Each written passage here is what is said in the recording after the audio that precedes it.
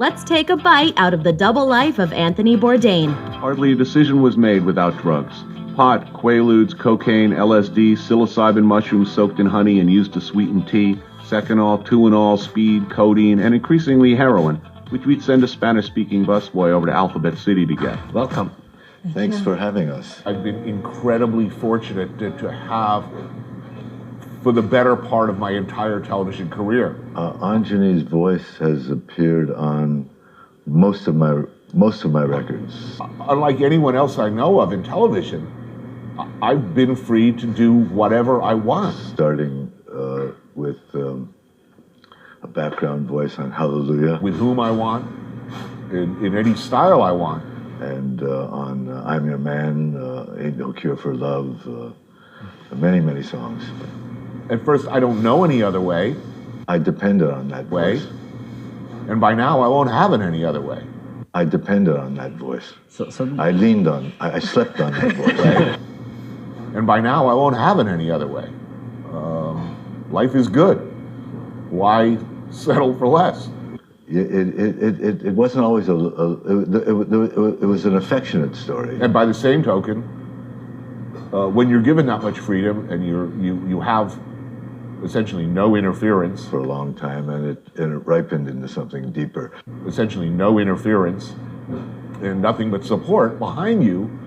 And it ripened into something deeper. But I found it's best not to name a relationship. I can remember it as a real young child, I guess. That's true. I became ordained as a monk. My mother took me to the movies, and I would come home, and I found I acted out all the parts that day. I guess I was a sort of lonely child.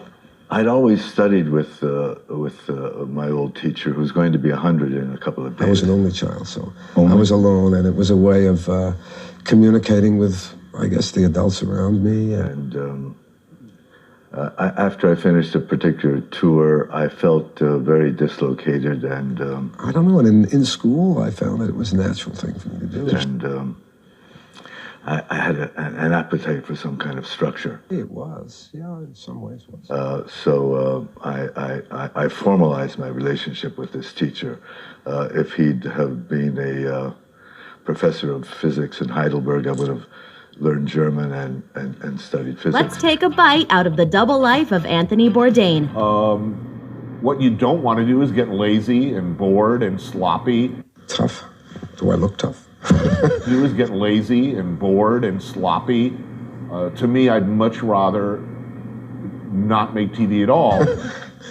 I guess, I don't know, tough getting through life. You got to be tough, I guess. Unsuccessful TV, than make competent television. We're all tough. You know, it's very easy to make a conventional travel or food show at this point. It's like shooting porn. It's the same shot sequence and the same sort of limited terminology. We're all tough. It's, how do you mean tough? You know how all of the little pieces work, where you have to start and where you have to end. Well, toughness, I think what comes from toughness is because you're trying to cover something, isn't it, usually? I detest competent, workmanlike storytelling. Because you're trying to cover something, isn't it, usually? You know, the times that we do that, I'm very unhappy with that. You're trying to cover something, isn't it, usually? I'd rather fail. Sensitivity, or certain vulnerability, that's toughness. Look, to be perfectly honest, most of the people I met who've been in the television industry for a long time. I wouldn't know that either. I would imagine I am. A long time. Their greatest fear is that they will not be in the television industry next year. There's a certain comfort in playing a character, like I once said, because with a character sometimes you have a real sense of if it's working for you, if you've got it in a way.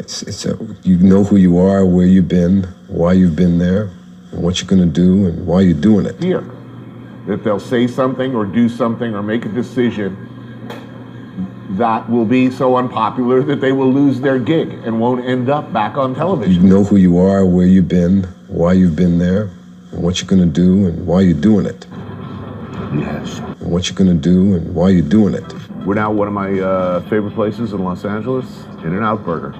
You're trying to cover something, isn't it, usually?